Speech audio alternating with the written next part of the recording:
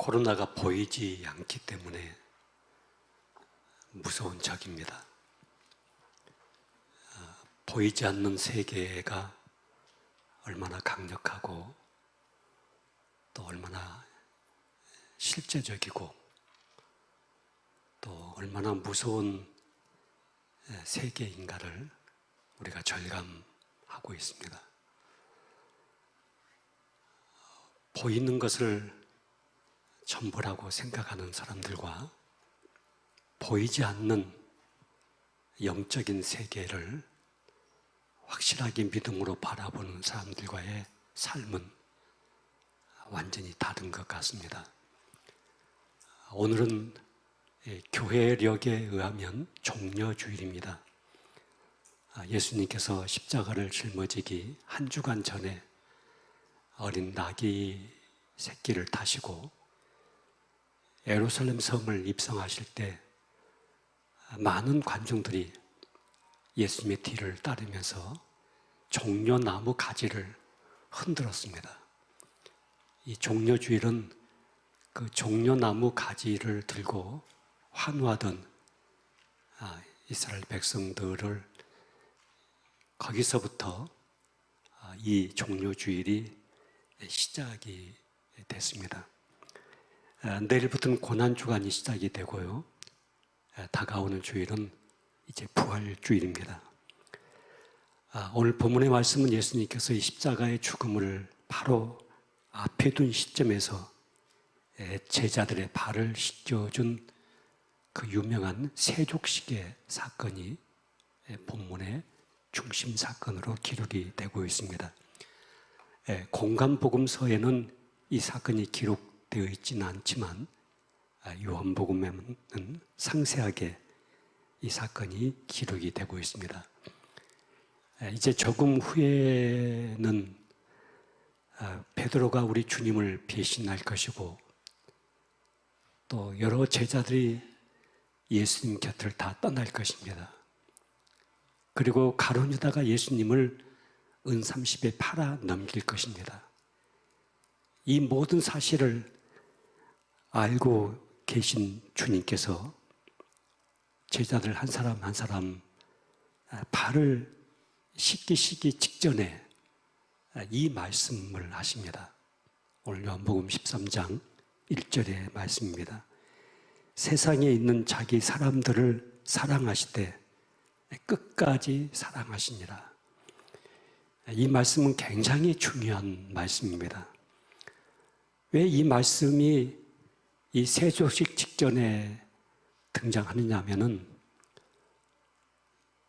이 세족식을 끝내고 난 이후에 예수님을 따르던 제자들의 그 모든 모습과 연관되어져 있는 중요한 말씀입니다.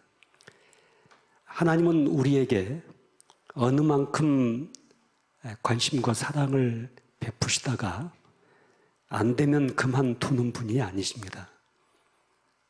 하나님의 별명은 끝까지입니다.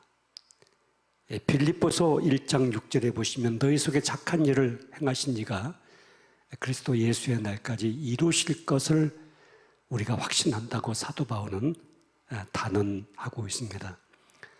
하나님이 갖고 계신 여러 가지 속성 중에 대표적인 속성이 영원성입니다.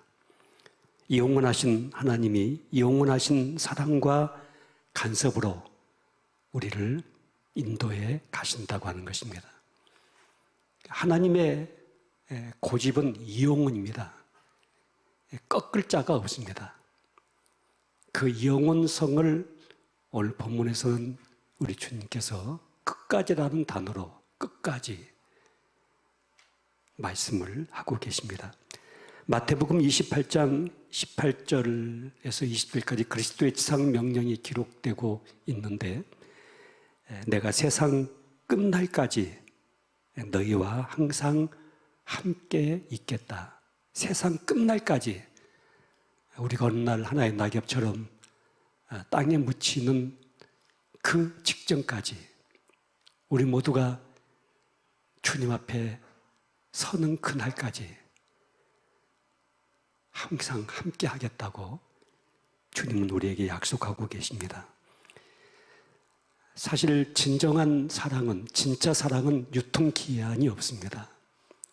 우리가 사랑이라고 표현되고 있는 이 단어를 실제적으로 살아낸 중요한 실제를 우리가 부모님의 사랑을 이야기합니다. 어머니가 자식을 향한 사랑은 끝이 없습니다. 저희 어머니가 세상을 떠나신 지 몇 해가 됐습니다마는 요즘도 제가 어머니 꿈을 자주 꿉니다. 그런데 꿈속에서도 여전히 어머니는 사랑의 어머니로 나를 관여하시고 나를 위해서 염려하시고 나의 먹는 거 챙겨주시고 그런 어머니로 꿈속에 자주 나타나곤 합니다. 예수님은 이제 금방 자기를 배신할 제자들을 앞에 두고 특별히 자기를 은 30에 팔아넘기를 가룟 유다를 앞에 두고 뭐라고 말씀하시냐면은 자기 사람들을 사랑하실 때 끝까지 사랑하시니라. 이 말씀이 오늘 여러분들에게 큰 위로가 됐으면 좋겠습니다. 세상에 믿을 것이 아무것도 없다. 믿을 사람도 아무도 없다. 믿을 정부도 없다. 모든 것이 불신으로 가득 차 있는 이 세상을 살아가는 여러분과 나에게 이 아침에 주님이 말씀하시기를, 그러나 나는 그렇지 않다. 나는 너를 사랑하되 끝까지 사랑할 것이라고 주님은 우리에게 약속하고 계십니다. 예수님의 이런 사랑을 맛본 사람은 내 주위의 사람들을 매몰차게 잘라버린다거나 짓밟아 버리고 매도하지 않습니다. 특별히 우리가 우리 가족들을 볼 때 이 눈으로 봐야 됩니다. 우리 가족은 내가 선택한 것이 아닙니다. 하나님이 나에게 주신 내 양입니다. 좋든지 싫든지 내 부모고 내 자식이고 내 형제감입니다. 그렇기 때문에 이 가족들에 대해서는 우리가 끝까지 기다려주고 끝까지 지켜봐주고 끝까지 챙겨주고 상대방이 나에게 어떻게 했든지 간에 내 기분에 들든 안 들든 내 기대에 차든 안 차든지 간에 하나님 나에게 허락하신 내 양입니다. 그렇기 때문에 이 가족들에 대한 책임을 다하지 아니하고 교회 봉사한다고 뛰어다니는 것은 매우 잘못된 신앙의 형태입니다. 우리가 보내진 1차적인 장소는 교회가 아니고 가정입니다. 가족들을 챙겨야 됩니다. 그리고 그 가족들을 끝까지 가슴에 품는 구체적인 사랑의 실천이 우리 안에서 이루어져야 될 것입니다. 우리 성도들은 사람들을 만날 때 일회용으로 만나서는 안 됩니다. 적어도 나에게 다가온 사람은 하나님이 나에게 보내주신 선물이라고 생각을 해야 됩니다. 때론 선물이 여러 종류가 있습니다. 포장이 화려하지만은 뜯어보면은 별것 아닌 선물도 있고요. 또 포장은 별볼일 없는데 뜯어보니까 진짜인 선물이 있습니다. 또 포장을 뜯기가 힘든 선물도 있고 또 손쉬운 선물도 있고 선물은 여러 가지 형태를 띠고 우리에게 다가오지만은 선물은 선물입니다. 그래서 우리가 성도들을 대하고 우리 성도들이 사람들을 대할 때 너무 까칠하게 대하지 말고 세심하게 배려하면서 대해야 합니다. 그렇다고 해서 보이싱피싱이라든가 사기범들까지 사랑으로 대하란 말은 아닙니다. 우리가 뱀처럼 지혜롭게 사람들을 관찰을 해야 됩니다. 그리고 비둘기처럼 순결하게 사람들을 대해야 됩니다. 저도 나이를 먹어보니까 점점 악한 사람들이 더 많다는 것에 눈이 떠지게 됩니다.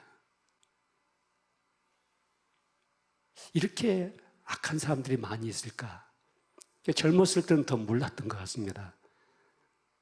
근데 나이가 60이 넘다 보니까 이 악의 실존이 얼마만큼 사람들 속에서 날뛰고 있는가를 더 현실적으로 보게 되는 것 같습니다.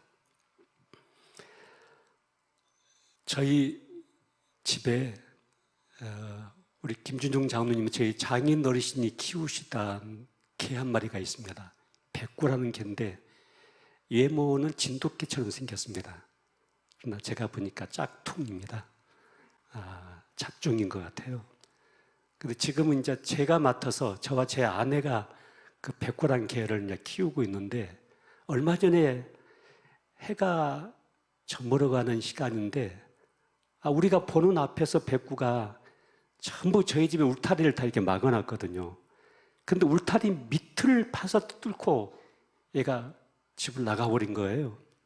나가가지고 그쪽 동네 쪽으로 가는 거예요. 그러니까 아무리 백구를 불러도 뒤돌아보지도 않고 그냥 쏜새같이 나가버린 거예요. 어떻게 제어할 수 있는 길이 없었습니다.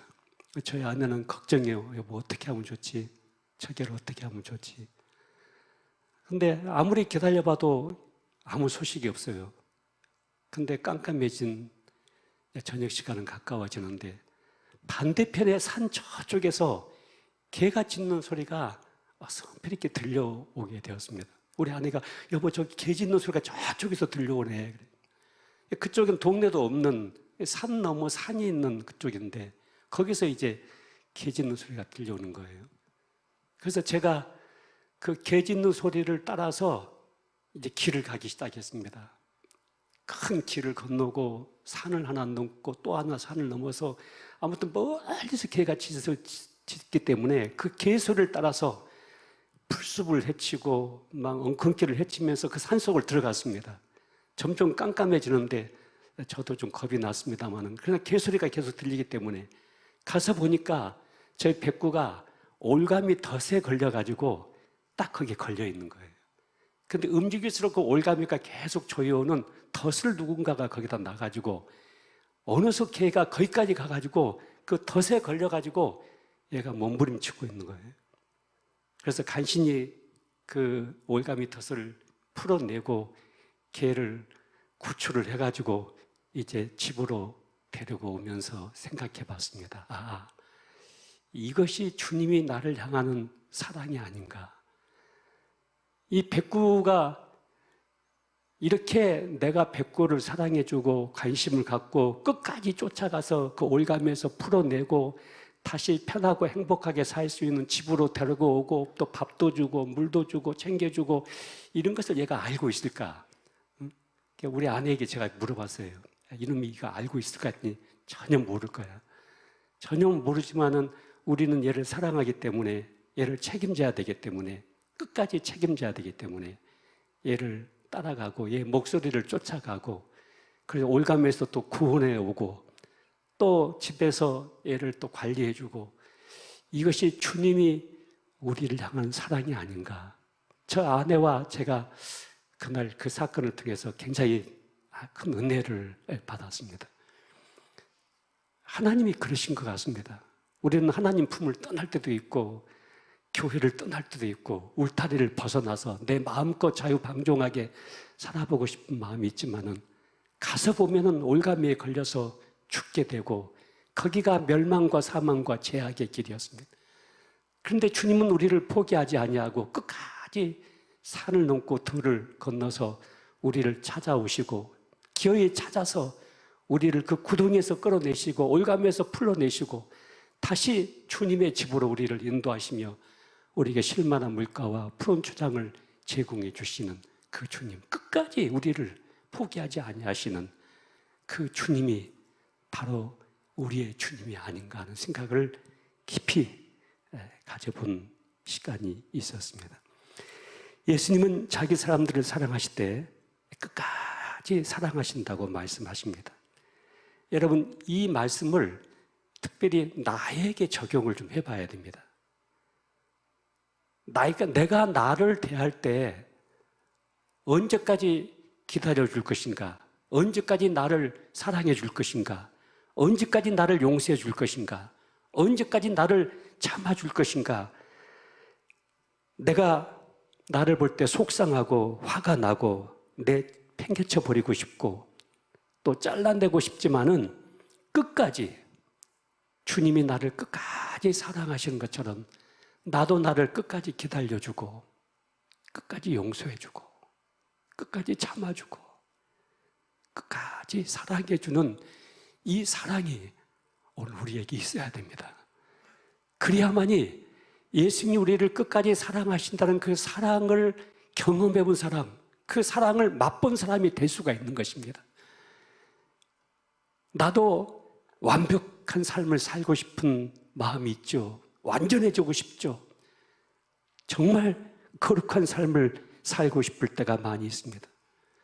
그러나 넘어지고 실수하기도 하고 때로는 주저앉기도 하고 때로는 다가오는 환경과 현실 앞에서 휘둘리고 작은 것 하나 그것 때문에 목매달아 울기도 하고 내가 나를 볼 때 굉장히 실망스럽기까지 하는 그런 순간이 있을 때가 있습니다. 그래서 어떤 사람들은 자기가 포기해버리잖아요. 그래서 마지막 막다른 선택을 하는 사람들이 우리 주위에 있습니다. 그런데 이것은 매우 잘못된 신앙의 태도인 것입니다. 예수님께서 내 이웃을 내 몸과 같이 사랑하라고 하는 이 말씀 속에 내 이웃 중에 가장 가까운 이웃이 누구냐면 바로 나 자신입니다. 나 자신이 가장 가까운 내 이웃입니다. 내 이웃을 내 몸과 같이 사랑하라고 말씀하고 있습니다. 인간 최대의 소통은 나와의 소통입니다.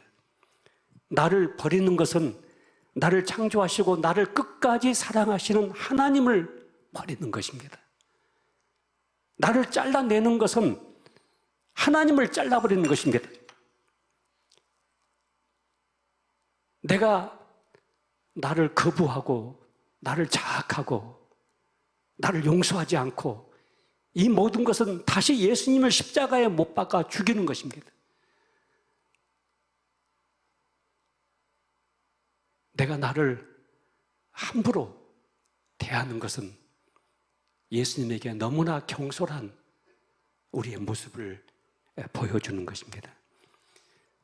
내가 나를 볼 때 십자가를 통해서 나를 봐야 됩니다. 끝까지 나를 사랑하시는 그 하나님의 눈을 통해서 나를 봐야 됩니다. 그리고 기다려줘야 됩니다. 그리고 용서해줘야 됩니다.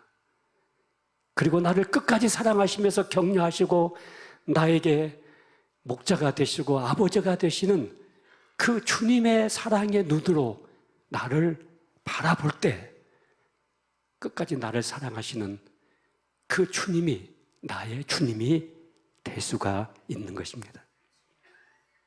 제가 예수 믿고 예수님에게 배운 것이 너무 많습니다만은 특별히 이 끝까지 사람을 대하는 것, 이것 한 가지 제가 특별하게 배운 것 같습니다.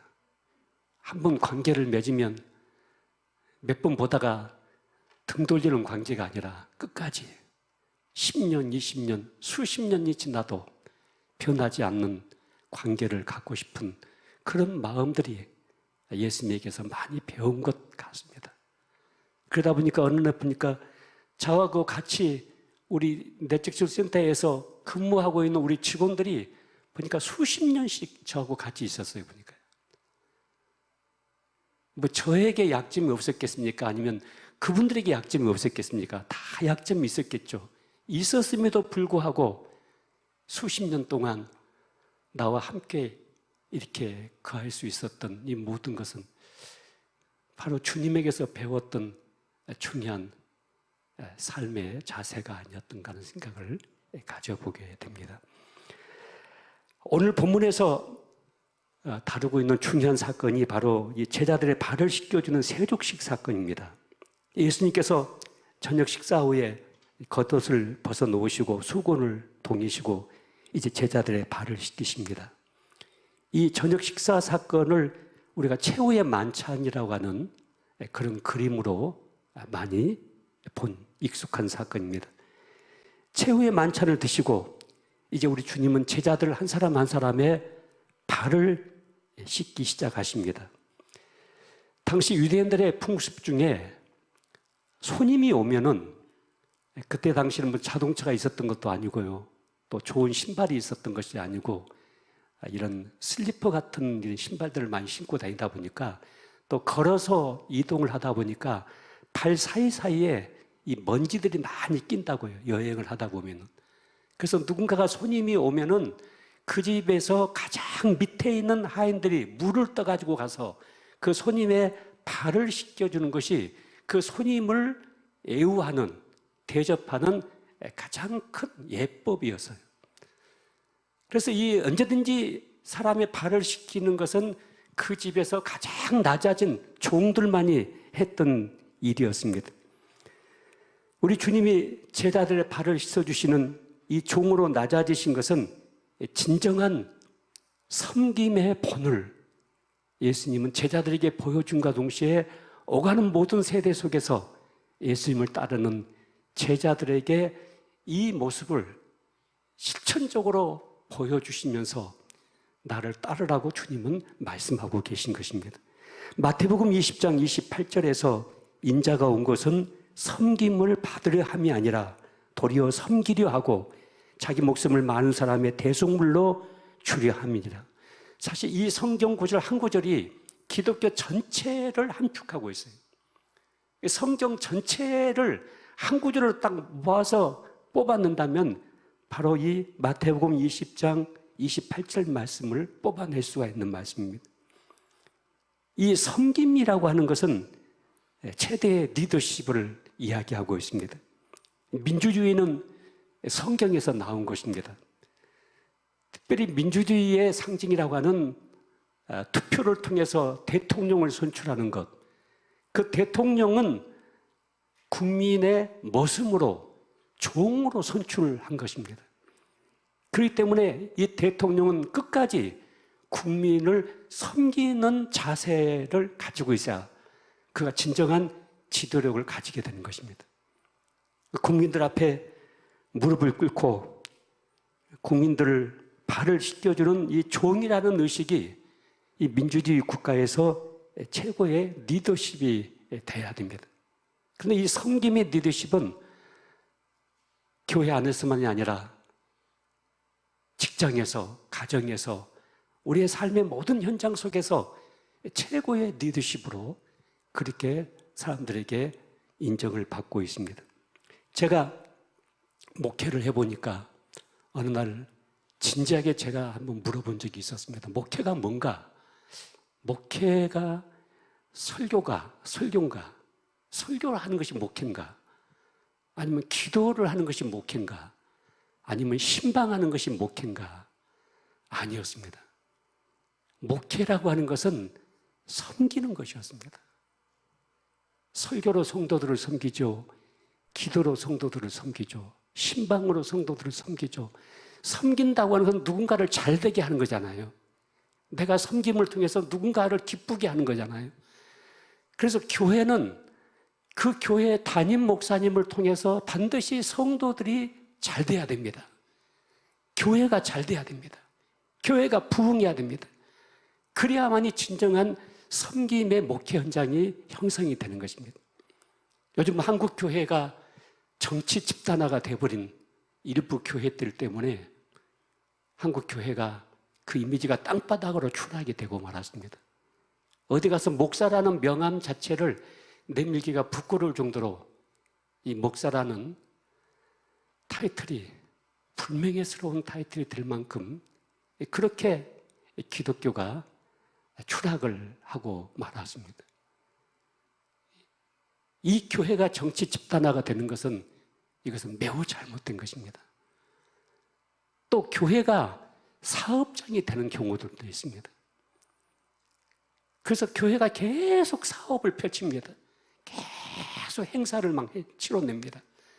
그리고 교회 목사님은 CEO가 되는 것처럼 교회를 운영을 합니다. 경영을 합니다. 목회를 하는 것이 아니라 경영을 해가게 됩니다. 그러다 보니까 여러분, 사업하는 사람들, 행사 치르는 사람들 눈에는 사람이 안 보입니다. 그 사업이 얼마만큼 성공했는가, 행사가 얼마만큼 잘 됐는가, 그것만 눈에 보이지 사람이 눈에 보이지 않습니다. 여러분, 교회는 행사가 안 돼도 괜찮습니다. 사업을 못해도 괜찮습니다. 사람이 커야 됩니다. 사람이 영적으로 성장해야 되고, 사람이 주님 편으로 더 가까이 가는 성숙한 모습이 나타나야 됩니다. 좀 실패해도, 좀 행사가 안 돼도, 무슨 사업을 못한다 해도 우리 성도들이 주님 안에서 믿음과 신앙적으로 커갈 수만 있다고 한다면 그 교회는, 그 목회는 가장 성공적인 목회가 지금 진행되고 있는 것입니다. 우리가 교회에서 받은 직분도 마찬가지입니다. 다 섬기는 직분입니다. 절대 주장하는 직분이 아닙니다. 그래서 내가 장로가 되고 내가 권사가 됐다고 하는 것은 누군가를 더 섬기기 위해서 주어진 직분입니다. 내가 장로 권사가 됐다고 한다면은 나를 통해서 다른 성도들에게 더 유익이 가야 되고, 다른 성도들이 더 힘을 얻어야 되고, 다른 성도들이 교회 생활에 더 기쁨과 행복감을 누릴 수 있도록 내 삶이 섬기는 삶으로 나가야 되는 것입니다. 예수님께서 그걸 지금 우리에게 보여주시기 위해서 최후의 만찬을 하신 다음에 이 제자들의 발을 씻겨주고 계십니다. 그런데 여러분, 본문을 자세히 보시면은 예수님이 발을 씻겨주시면서 온통 마음이 집중되고 있는 사람이 한 사람이 있습니다. 누굴까요? 가룟 유다였을 것입니다. 예수님이 제자들에 대한 사랑이 극에 달했을 때 이 가룟 유다의 마음은 한껏 차가워졌습니다. 유다의 마음을 돌이키기 위해서 발을 씻기기도 하시고 또 빵 한 조각을 떼어서 유다에게 직접 건너주기도 했지만은, 그러면서 유다가 회개하기를 예수님 마음속에 기대를 했을 것 같습니다. 그러나 배반자는 사랑할수록 그의 마음은 더욱 강팍해져 갔습니다. 가룟 유다가 예수를 팔아넘긴 최대의 원인은 예수가 정치적인 해방자가 될 것을 기대하고 그에게 열정을 바쳤지만은 최후 순간까지 예수님은 빵의 메시아가 될 기미가 보이지 않고 십자가에서 죽어 속죄자가 될 것을 비치고 있고, 지금도 노예처럼 제자들의 발을 씻고 있는 그 모습을 바라보면서 이 생명을 걸었던 기대가 실망감으로 바뀌어졌을 때 유다는 보복하고 싶었을 것입니다. 그래서 은 30에 예수님을 팔아넘기고 나중에는 죄책감과 후회에 자살을 하고 만 것입니다. 우리도 예수님을 따를 때 그 예수님을 통해서 빵의 메시아로 예수님을 향해서 우리가 기대를 걸고 있으면 반드시 우리에게 물질적인 문제가 온다거나 환경적인 어려움이 온다거나 우리의 상황이 불리해진다거나 고난과 역경이 다가올 때 우리는 예수님 버릴 수가 있습니다. 여러분, 교회가 그렇습니다. 교회가 예수님 때문에, 말씀 때문에 교회를 나와야지, 내가 교회를 다녀가지고 다른 어떤 제 3의 것을 목적으로 삼고 있을 때, 그 3의 것을 얻지 못할 때 교회를 떠나게 됩니다. 교회를 팽개치게 됩니다. 예수님 때문에, 말씀 때문에, 십자가의 그 사랑 때문에 우리가 교회를 나올 때 우리는 이 교회 안에서 깊은 생명의 뿌리를 내릴 수가 있게 되는 것입니다. 저희 교회는 지금까지 우리 교회가 목회가 진행이 되면서 그 흔한 사업을 제대로 한번 해본 적은 없습니다. 저는 우리 교회에서 행사란 말을 거의 쓰지 않았습니다. 사역이란 말을 썼습니다. 행사는 한번 치러내는 것인데, 치러내는 행사가 아니라 이 사역을 통해서 성도들에게 유익이 되고 교회 성장에 더 유익이 되고 또 성도들에게 영적으로 더 성숙해지는 계기가 되는 사역으로 우리 교회의 모든 일들을 그렇게 진행을 했던 기억이 있습니다. 가룟 유다는 현세적이고 물질적인 것에 집착해 있었고, 예수님은 내가 비록 종이 되어서 발을 씻기고 있을지라도 제자들이 더 영적으로 성숙해가고 영적으로 커가는 것을 예수님은 기대를 했을 것입니다. 오늘 본문 6절 보시면 시몬 베드로가 자기 발을 씻으시는 예수님을 절대 감당할 수가 없었습니다. 그래서 8절에 보시면 절대로 내 발을 씻지 못합니다 하고 거부를 합니다. 그때 예수님께서 내가 너의 발을 씻는데 동의하지 아니하면 너는 나와 상관이 없는 사람이다 하니까 9절에 보시면 주여 내 발뿐 아니라 손도 머리도 씻어 주십시오. 그러니까 10절에 이미 목욕한 자는 발밖에 씻을 필요가 없다. 온몸이 깨끗하다고 말씀합니다. 그러면서 가룟 유다를 염두에 두시고 너희가 깨끗하나 다는 아니다. 이렇게 말씀을 하십니다. 여러분, 여기서 우리가 봐야 될 것은 이제 이 사건 이후에 베드로가 예수님을 3번씩이나 부인을 하게 됩니다. 그런데 베드로가 이 시간, 이때 했던 이 모든 행위가 유선이었는가? 아니면 가룟 유다처럼 계획적으로 예수님을 배신할 생각을 키워왔던 것인가? 절대 그렇지 않았습니다. 베드로가 비록 예수님을 부인했던 사건에 아픔이 있었지만은 이때의 베드로의 모습은 진실이었습니다. 진실한 모습이었습니다. 정말 예수님을 통해서 온몸을 목욕을 받고 싶은 그런 베드로의 심정은 진실한 것이었습니다. 그리고 예수님을 위해서 자기 목숨을 내어주고 싶을 만큼 그 열정도 진실한 것이었습니다. 그런데 베드로가 예수님을 부인하게 됐던 것은 베드로의 인간의 한계의 모습을 우리에게 보여주고 있습니다. 베드로는 진실하게 예수님을 따랐지만은 또 진실한 신앙을 고백했지만은 육신의 연약함 그리고 죄성을 가지고 있는 이 몸을 가지고 있는 과정 속에서 자신에게 매우 불리한 상황에 직면했을 때 예수님을 부인했습니다. 거부했습니다. 그래서 예수님께서 이 서두에 자기 사람들을 사랑하실 때 끝까지 사랑하신다고 말씀하신 것입니다. 이 베드로가 예수님을 부인할 것을 예수님은 알고 계십니다. 베드로가 실수할 것, 베드로가 넘어질 것, 베드로가 예수님 앞에서 배은망덕한 그런 모습을 보일 것을 예수님은 알고 계셨습니다. 예수님은 너희가 넘어지고 실수하고 주저앉고 혹시 죄악 속에 빠졌을 때라도 내가 너에게 한 이 말을 너희는 기억해야 된다. 자기 사람들을 사랑하실 때 끝까지 사랑하시니라. 끝까지 사랑하시니라. 절대로 포기하지 아니하시고 용서를 하실 때 70번씩 7번까지도 용서를 하시면서 끝까지 자기 사람들을 사랑하신다는 마지막 그 실천을 십자가에서 예수님께서 다 이루어 가고 계십니다. 베드로가 내 발만 아니라 온몸도 씻어주십시오 하니까 예수님께서 한 번 목욕한 자는 모든 것이 다 깨끗하니까 발만 씻어야 된다. 이 말씀은 우리가 구원은 받았지만은 매일 살아가는 삶의 현장 속에서 또 베드로처럼 실수하기도 하고 넘어지기도 하고 또 죄악 속에 빠지기도 합니다. 자, 그때마다 주님이 나를 잘라버리시는가? 우리가 구원에서 떨어지는가? 절대 그렇게 되지 않습니다. 그때마다 우리는 다시 발을 씻는 바로 이 성결 의식 속으로 들어가야 됩니다.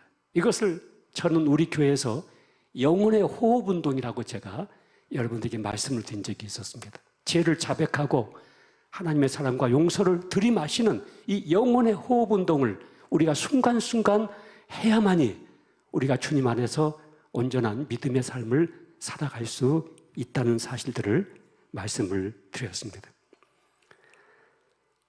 사람이 그 정신 에너지를 뺏기는 여러 가지 대상들이 있는데 가장 대표적인 대상이 죄책감입니다. 그리고 후회와 자책하는 마음, 이것이 이 정신적인 에너지를 가장 많이 뺏어가는 것입니다. 여러분, 죄책감이 나에게 다가올 때마다, 후회감이 다가올 때마다, 자책감이 다가올 때마다 베드로의 발을 씻겨주시면서 내 사람을 사랑하되 끝까지 사랑하신다는 이 주님의 말씀을 꼭 붙잡으셔야 됩니다. 그리고 주님이 나를 포기하지 않는 한 절대로 나도 나를 포기해서는 안 됩니다. 주님이 나를 용서하고 있는 한 나도 끝까지 나를 용서해야 됩니다. 그리고 주님이 나에 대해서 기대를 걸고 계시고 있는 그 순간까지 나도 나에 대해서 기대를 가지고 있어야 됩니다. 오늘 마지막 결론적인 말씀으로 시편 121편의 말씀을 제가 여러분에게 봉독해 드리도록 하겠습니다. 구약성경 897쪽에 있는데요. 이 말씀을 이 시간에 하나님께서, 끝까지 나를 사랑하신 그 하나님께서 나에게 주신 언약의 말씀으로 여러분 이 말씀을 아멘으로 받으시기를 바랍니다. 시편 121편 1절, 내가 산을 향하여 눈을 들리라. 나의 도움이 어디서 올까? 나의 도움은 천지를 지으신 여호와에게서로다.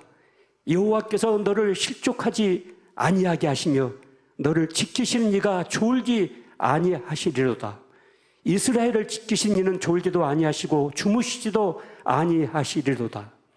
여호와는 너를 지키시는 이시라. 여호와께서 내 오른쪽에서 내 그늘이 되시나니 낮의 해가 너를 상하게 하지 아니하며 밤의 달도 너를 해치지 아니하리로다. 여호와께서 너를 지켜 모든 환난을 면하게 하시며 또 내 영혼을 지키시리로다.